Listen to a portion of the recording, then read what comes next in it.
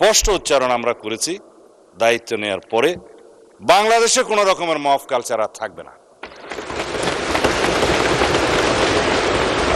রাস্তাতে যে কোনো দাবি নিয়ে সড়ক অবরোধ করে দাবি আদায়ের যে প্রবণতা ইন্টারিম গভর্নমেন্টের সময় দেখা গিয়েছে, ক্ষেত্র বিশেষে সেই গভর্নমেন্টের দুর্বলতার কারণে ইন্সপায়ার্ড হয়েছে, সেটাকে আমরা আর কখনো অ্যালাউ করব না। তো দেশে মফ কালচার থামছে না, নতুন করে সেই প্রশ্নই সামনে আনলো কুষ্টিয়ার দৌলতপুরের ঘটনা।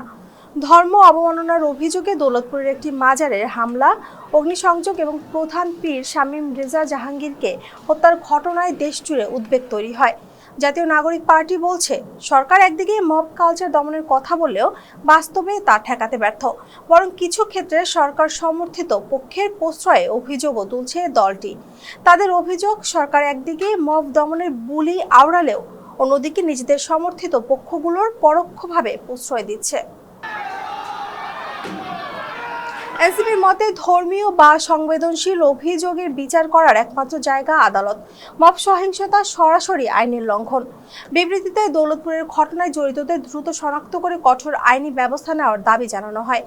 একই সাথে প্রশ্ন তোলা হয়, সামাজিক যোগাযোগ মাধ্যমে উত্তেজনা ছড়ানোর পরও কেন আগাম ব্যবস্থা নিতে পারেনি আইন শৃঙ্খলা রক্ষাকারী বাহিনী।